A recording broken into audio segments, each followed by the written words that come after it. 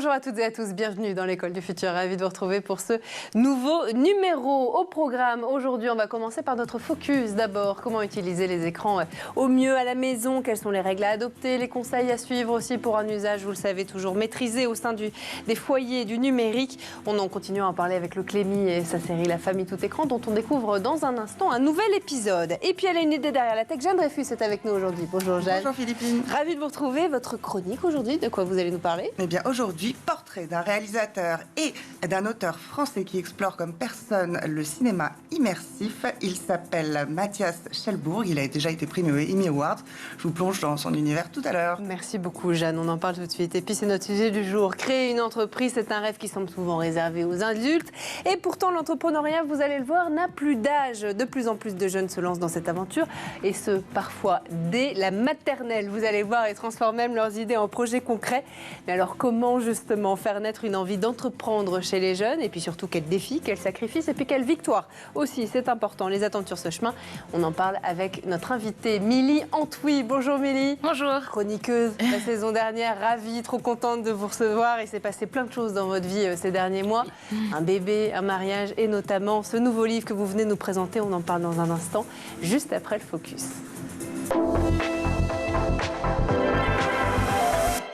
Focus aujourd'hui sur une utilisation saine et maîtrisée du numérique au sein des familles avec notre partenaire, le Clémy, et un nouvel épisode de sa série La Famille Tout Écran. Théo, il y a quoi sous le coussin? Rien.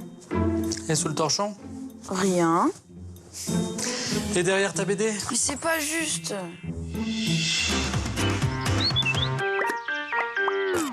Théo, tu peux pas passer tes journées à jouer en ligne. Mais papa, c'est Strong Day, c'est trop bien. Mais c'est normal qu'on limite ton temps de jeu. Il faut que tu comprennes que c'est pour ton bien. C'est parce que t'as besoin de... Théo. Trouvé. Non mais déjà, hier soir, tu joues en cachette dans la cave.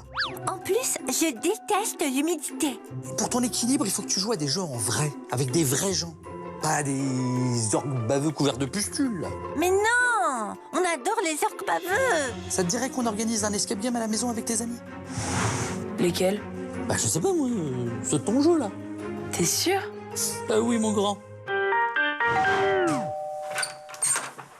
Salut, c'est ici l'escape game. C'est par là. Bonjour monsieur, j'espère que la maison est grande parce qu'on était 75 à être connectés.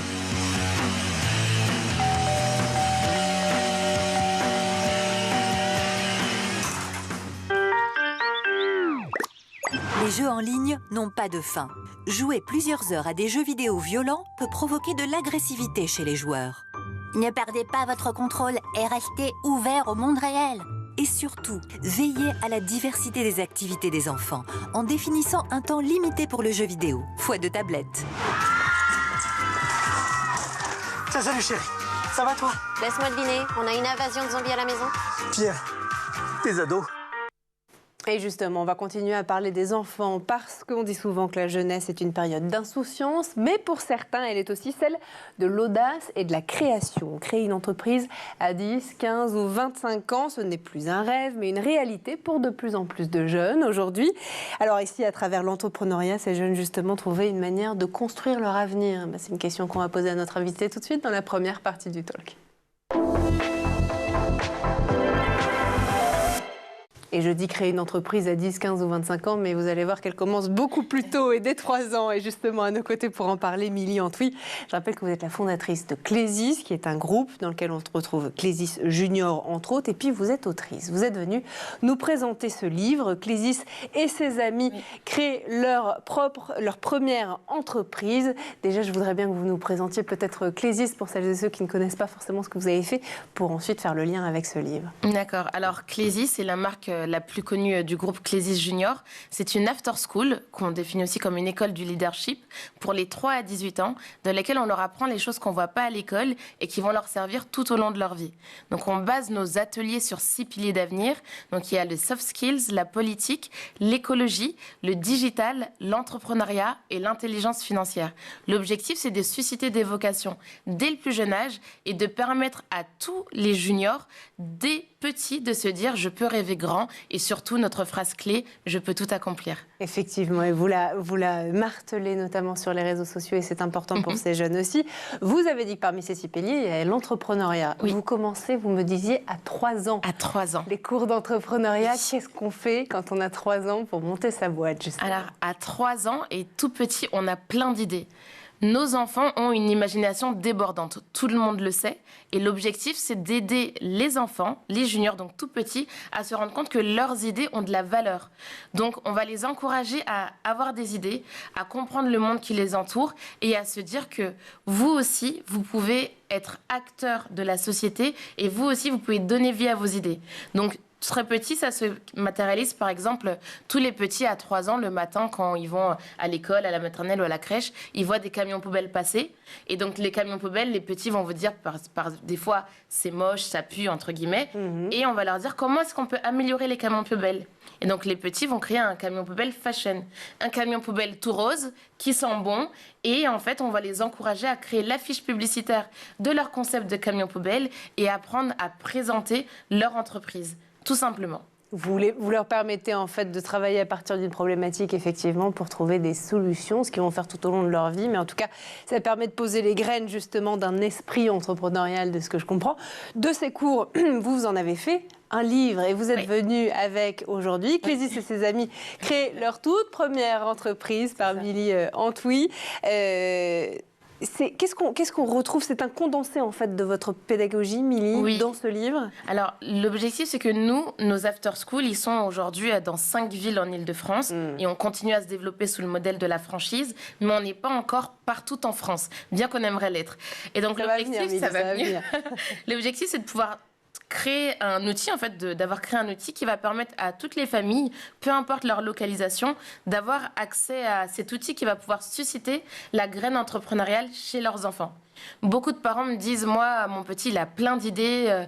À chaque fois qu'il voit quelque chose, il s'est dit, j'aimerais faire ci, j'aimerais faire ça. En fait, on leur donne un outil ultra ludique, ultra pédagogique, ultra amusant aussi, parce que c'est par le jeu qu'on suscite du coup cette vocation. Et avec cet outil entre les mains, ils vont se dire, moi aussi, je peux le faire. Alors, comment vous arrivez justement à démystifier l'entrepreneuriat? Alors là, on s'adresse à un tout petit peu plus grand comme public, c'est ça? C'est mon premier livre, mais je compte bien en faire un pour les encore plus petits. D'accord. Et celui-là, il s'adresse aux 7 à 12 ans. Okay. Et donc, l'idée en fait de ce livre, c'est qu'il y ait une partie histoire pour susciter du coup l'imaginaire, permettre aux enfants d'être dans un univers où il y a 4 personnages qui ont comme projet à l'école de créer un projet du coup entrepreneurial. On les suit tout au long de l'aventure. Ensuite, du coup, il y a un petit quiz pour être sûr d'avoir bien assimilé les notions clés, des jeux, parce que l'entrepreneuriat, c'est amusant. Donc, il y a plein de jeux, de mots croisés, mais avec du vocabulaire entrepreneurial pour toujours stimuler la créativité. Par exemple, quoi? Business plan Exactement. Je peux peut-être vous montrer, mais on a, par exemple, là, un mot croisé, un mot avec des mots à retrouver sur l'empathie. Parce que ça fait aussi partie des valeurs entrepreneuriales. On n'est pas là juste pour véhiculer des idées capitalistes, mais on leur montre aussi les valeurs liées à l'entrepreneuriat. L'entrepreneuriat, c'est répondre à un besoin, donc développer le sens de l'empathie. Et là, du coup, avec le mot mêlé, ils ont des mots à retrouver comme associé, fidélisé, valeur, client. Et toujours en s'amusant, ces notions-là sont ancrées dans la tête de nos petits.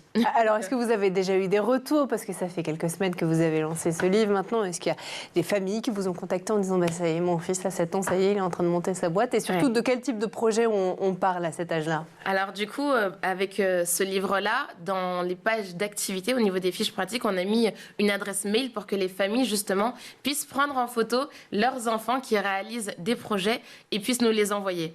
Donc on a reçu pas mal de photos de parents qui nous disent mon enfant, du coup, aime la lecture, mais là, il a fait nuit blanche. Il voulait pas arrêter de poursuivre l'aventure parce que, en fait, ils se rendent compte que, en tant qu'enfants, ils peuvent faire des choses incroyables et des choses dont ils se souciaient même pas. Donc, on a des enfants qui se rendent compte aussi des enjeux écologiques et qui se disent qu'ils vont créer un aspirateur géant pour aspirer les océans. Donc pour les plus jeunes, c'est ce type d'idée qu'on peut du coup valoriser parce que peut-être que demain ça existera. Et on a du coup d'autres enfants, généralement autour de 11 ans, 12 ans, qui se disent ils aiment les bijoux. Donc on les encourage à créer leurs bijoux, donc à assembler des perles. On a une petite de 13 ans qui a fait sa marque du coup de bijoux personnalisés où elle enfile les perles avec les prénoms de ses clients et elle a développé son projet, elle commence à faire des stands pour promouvoir son activité. Génial. Donc oui, c'est possible en tant qu'enfant de créer une entreprise. Et justement, vous allez vous dire, est-ce que c'est le meilleur moment, Milly, quand on est jeune pour monter sa boîte? Oui. Parce que quand on est enfant, on n'a pas les mêmes limitations qu'on a une fois adulte. On n'a pas le même rapport au regard des autres. On a une imagination débordante. Donc c'est vraiment le moment où on se dit je peux tout accomplir et y aller parce que j'ai aucun risque, j'ai aucune crainte. C'est du jeu, c'est de l'amusement et on peut jouer à entreprendre. Oui, parce que quand on parle d'entrepreneuriat, et après je vous fais réagir, Jeanne, parce que je vois que Jeanne a envie de monter sa boîte depuis qu'elle vous entend parler. Depuis que j'ai 3 ans. Depuis qu'elle a 3 ans, effectivement. En fait, quand on parle d'entrepreneuriat chez les jeunes, notamment dans le cadre de vos cours, de vos activités, mais aussi de ce livre, on ne parle pas forcément de monter concrètement une SASU, une SAS ou une boîte physique, mais surtout de développer en fait un esprit, une compétence qu'on ne retrouve pas à l'école aujourd'hui. Exactement. C'est le constat que vous avez fait. L'objectif, c'est de susciter l'esprit d'entreprendre. Et susciter l'esprit d'entreprendre, c'est même pas forcément encourager l'enfant à devenir entrepreneur, c'est tout simplement l'encourager à se rendre compte de la valeur de ses idées et lui apprendre à donner vie à ses idées. Et ça, c'est des compétences qu'il pourra retrouver, qui deviennent chef de projet, salarié, manager, ou même dans sa vie personnelle, s'il a des projets à effectuer, c'est des notions, des compétences qu'il va pouvoir utiliser dans tous les domaines de sa vie. Alors, Jeanne, depuis 3 ans Depuis que j'ai 3 ans, oui. Non, non ça me paraît fascinant parce qu'à la fois, c'est très pragmatique, à la fois, c'est basé sur une créativité réelle et d'entreprise, le désir d'entreprendre de l'enfant, mais est-ce que ça enlève pas quand même un peu l'insouciance de l'enfance qui justement est dans des systèmes qui sont pas économiquement viables ou économiquement situés et qui sont pas forcément dans l'utilitarisme de leurs idées, qui peuvent être dans une poésie, quoi. L'idée, c'est que nos enfants sont hyper curieux. Ça veut dire que les enfants, si vous les observez bien, ils peuvent se passionner par l'univers des dinosaures et ils vont apprendre tous les noms des dinosaures qui existent. Nos enfants, en fait, nous voient aussi en tant qu'adultes aller au travail, faire des paiements, lire nos courriers, régler des factures. Ils voient en fait toutes ces choses-là qui sont autour d'eux. Donc c'est des choses qui leur sont pas étrangères. Et en fait, en leur transmettant du coup des compétences entrepreneuriales, ça leur permet également de mieux comprendre le monde qui les entoure. Ils comprennent que une publicité à la télé, en fait, on essaye de me présenter un produit et ils le voient. Et là, on leur apprend du coup à analyser du coup la publicité, comment elle est faite, et ça leur permet également de développer un esprit critique et pas juste être consommateur ou dans ce monde et avaler, on va dire, toutes les informations. Ils ont un petit recul sur ce qui les entoure, mais aussi également, ils comprennent mieux le monde qui les entoure. Donc, ils savent que le sac à dos qu'ils ont, il a été créé par quelqu'un. Le petit dessin qui est dessus, c'est un logo. Ça permet de reconnaître une marque. Et ils sont beaucoup plus conscients de leur monde, de leur univers. Et ils aiment ça, surtout. C'est important, effectivement. Et puis, c'est aussi reconnaître aussi, j'imagine, en tout cas, on va continuer à en parler dans la deuxième partie du talk, mais reconnaître tout le travail qu'il y a derrière un produit, un projet, etc., une équipe aussi. Exactement. On va continuer à en parler ensemble dans un instant. D'abord, on fait un petit tour du côté de la planète tech.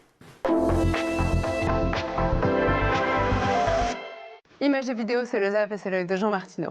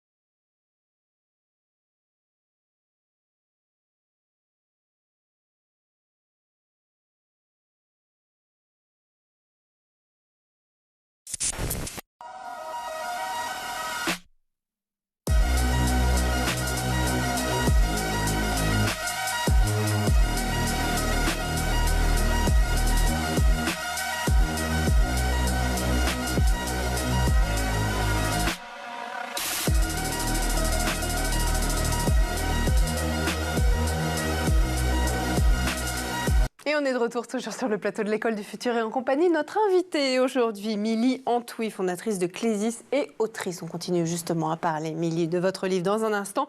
D'abord, on laisse la place à Jeanne Dreyfus qui a une idée derrière la tech.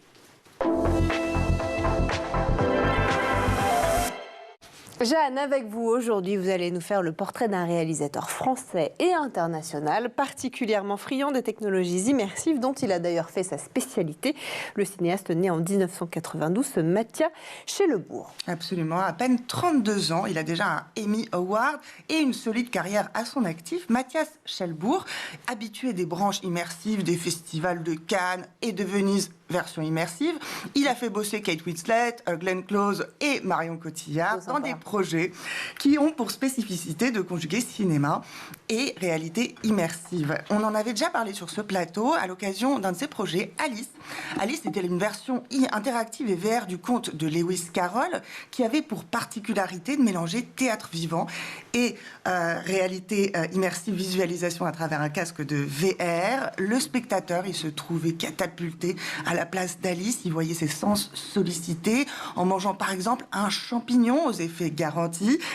Il pouvait, grâce à ses gestes, rentrer dans un trou de terrier ou encore faire virevolter des cartes à jouer, tout en parlant avec des acteurs en chair et en os qui improvisaient sur la base d'une trame écrite. Alors, est-ce que vous voulez bien nous parler un petit peu de son parcours aussi? Comment en est-il arrivé à faire justement ce type de réalisation? Alors, il a un parcours assez fulgurant. Je suppose qu'il a fait ses premières vidéos à 3 ans, mais qui commence surtout donc, dans les années 2010. Alors, il est d'abord stagiaire assistant réal sur le plateau de Plus belle la vie. Il a participé aussi à la création de la série qui a lancé Camille Cotin, Connasse.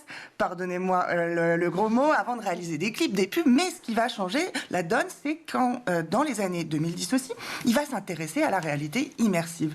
Et en 2012, il va même convaincre un de ses gros clients à l'accompagner dans des projets fous, c'est Dior en l'occurrence. Et ils vont créer leur propre casque VR, parce qu'à l'époque, tout est à faire. Et pour ce nouveau médium, eh bien, il va aussi devoir inventer tout un nouveau langage formel. Il va jouer du lien entre réel et virtuel. Ici, on voit le soin qu'il apporte aux transitions. Dans un cas, le saut d'une danseuse constitue un jump cut au sens littéral du terme. Dans un autre, tel geste va impliquer tel changement de décor. Et cette inventivité, eh bien, elle va lui valoir de collaborer avec les plus grandes marques. Hermès, Vuitton, Prada, donc, pour lequel il réalise aussi une espèce de clip fou. Et on voit bien ce qui intéresse les marques. Ici, c'est la technicité de la VR qui va correspondre à la technicité des vêtements. C'est aussi le sentiment que tout est possible. Par exemple, c'est l'architecture qui monte jusqu'au ciel, les murs qui peuvent s'écrouler à tout moment. Tout ça va conférer aux vêtements et à celui qui le porte, eh bien, cette idée de vie décuplée que charrie la réalité immersive. Alors là, on le voit, on est plus dans une scénographie vidéo immersive que dans la VR à proprement parler. Comment justement, du coup, Jeanne, le réalisateur, investit-il le cinéma visible avec un casque de réalité virtuelle? Eh bien, il a fait avec Chanel une production montrée au Festival de cinéma immersif de Venise autour du centenaire de Chanel numéro 5. À cette occasion, il a donné vie à un moment historique, la rencontre entre Coco Chanel et son parfumeur Ernest Beau autour de la création donc du célèbre parfum. Il faut savoir que la fragrance, elle s'appelle Chanel numéro 5 parce que c'était la 5e proposition de Ernest Beau, le 5e choix de Coco Chanel. Et pour ce projet, il a créé tout un univers encore une fois immersif, savamment dessiné en jouant des lignes graphiques inspirées du flacon de Chanel numéro 5 lui-même, basé sur les formes de bouteilles de whisky. C'était à l'époque justement des lignes géométriques masculines qui se tranchaient avec les flacons de l'époque alambiqués féminins. Et dans le cinéma immersif, ce qui est beau, c'est que tout est animé, le papier peint peut prendre vie sous nos doigts, les objets peuvent voler et on peut entrer en conversation avec Coco Chanel, elle-même interprétée pour l'occasion par Marion Cotillard, rien que ça. Et le film était coproduit par la Maison Chanel, mais aussi sa société de production, Atelier d'Aruma, qu'il a créé en 2018 pour ses projets justement immersifs. Alors c'est intéressant parce que vous dites même de société de production, il y a un marché structuré pour chacune de ces expériences immersives. Alors c'est une économie qui est encore en train de se définir, mais à laquelle Mathias Schellburg a fait faire le pont entre la France et les États-Unis, parce que les deux ont leur spécificité. La France, terreau de créativité, où il y a des initiatives aujourd'hui comme le Fonds d'aide à la création immersive du CNC, qui vont aider à créer des nombreux projets à voir le jour. Les États-Unis, berceau des technologies en termes de réalité immersive, est un pays prêt à investir des coûts nécessaires, des coûts qui sont assez gros, des grosses enveloppes nécessaires à ce genre de projet. Et un de ces films multi-récompensés a été produit en Californie par Baobab Studio. Son titre, c'est Baba Yaga, et du nom du mythe slave célèbre, co-signé avec Éric Darnell de Madagascar ou de Hans. Et cette expérience, eh bien, elle permettait de chausser le masque de Baba Yaga, sorte de grand-mère un peu sorcière, effrayante, mais à la fois bénéfique, et d'influer sur la narration au sein d'un univers que le réalisateur compare à un pop-up book géant pénétrable avec ses interprètes. Baba Yaga, elle est interprétée par Kate Winslet. Son esthétique immersive qui permet de faire du film un terrain d'un imaginaire augmenté délirant. Mathias Schellburg a donc été primé au Emmy Award. Et il faut donc à tout prix suivre son actualité. Son prochain projet s'est basé sur le conte du fantôme de Canterville d'Oscar Wilde, qui a été d'une influence énorme sur toute la vibe gothique de la famille Addams jusqu'au film d'Edward Norton. Bref, il en a déjà montré une étape de fabrication au Festival d'Annecy. Et le film est prévu, si j'ai bien compris, à l'horizon 2025. Restez branchés. Ça s'écrit Schellburg, Chelbourg. Ah oui, magnifique. C'est magnifique. Eh bien, écoutez, c'est passionnant et effectivement, on va aller voir ça. J'ai dit Schellburg, mais oui, Schellburg. Schellburg. Je ne sais pas comment moi, je ne sais pas si je le prononce bien, mais je crois Schellburg. Peut-être que je le dis avec un petit accent que je n'ai pas. Merci Jeanne, en tout cas. Pour cette chronique, on lance ensemble la deuxième partie du talk.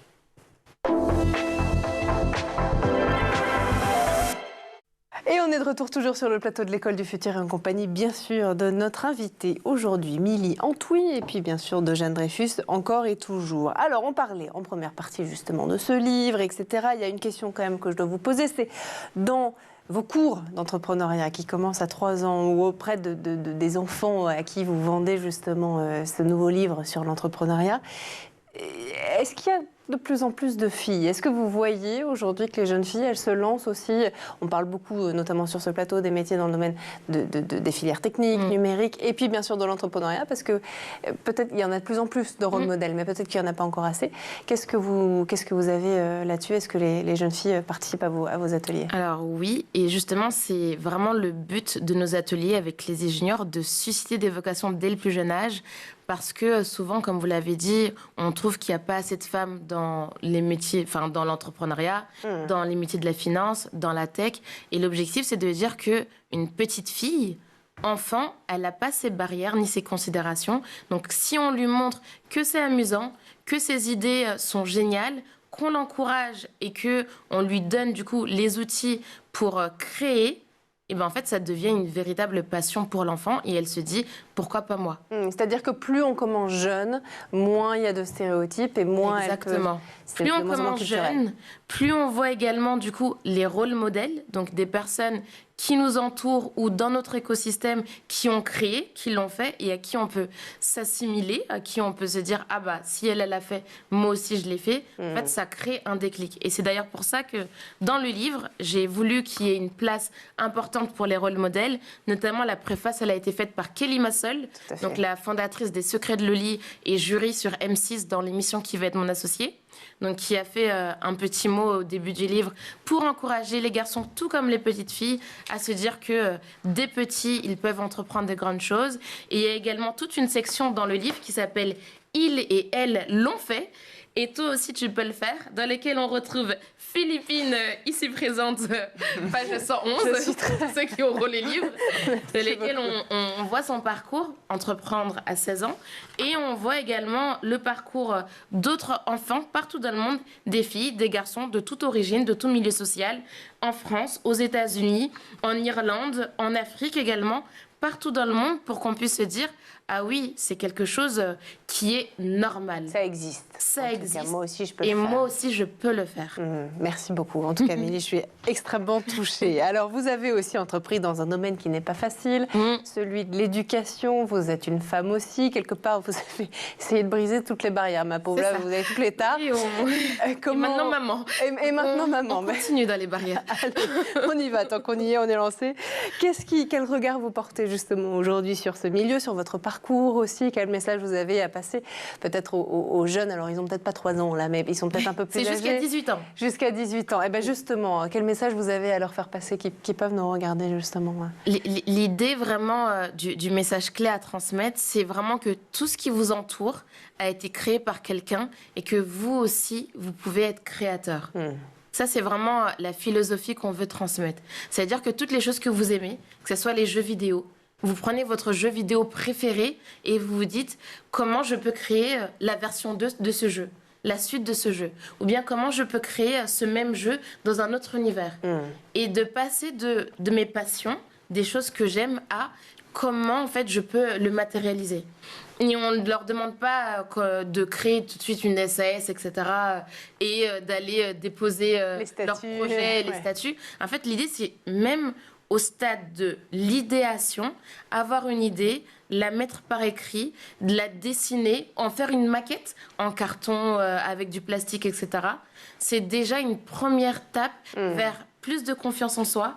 C'est aussi le moyen de faciliter l'orientation, parce que quand on crée un projet, qu'on soit seul ou en équipe, il y a différentes casquettes à avoir au niveau de la communication, du marketing, des ressources humaines. Et donc, ça permet vraiment d'avoir une première brique d'orientation aussi et de se dire, ça, c'est des choses qui m'intéressent. Ça, dans le travail en équipe, moi, j'aime travailler en équipe. Ou bien, moi, je n'aime pas travailler en équipe. Moi, j'aime travailler sous pression. Moi, je n'aime pas la pression. C'est un moyen de s'orienter aussi, choisir son orientation quand on est jeune. C'est un excellent moyen de choisir son orientation. De savoir que je suis à l'aise à aller démarcher des personnes ou non. Moi, je suis la personne qui aime faire le rapport, le PowerPoint ou quoi que ce soit. Donc, dès le plus jeune âge, qu'on soit ado ou un peu plus vieux, on peut se dire, avec l'entrepreneuriat, je peux trouver ma voie. Alors justement, Milly, et ce sera ma dernière question, des cours d'entrepreneuriat à l'école, dès le collège, voire même, de ce que je comprends, dès la maternelle. Est-ce que c'est la prochaine étape? Est-ce que vous l'appelez de vos voeux, en tout cas que ce soit dans le programme scolaire aujourd'hui?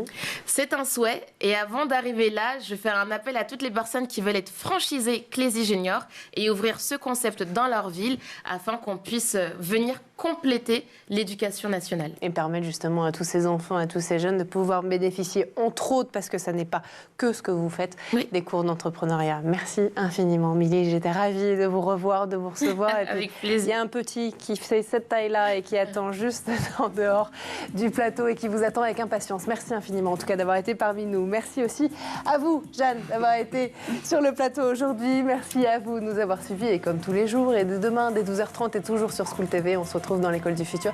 Et d'ici là, passez une très très bonne journée.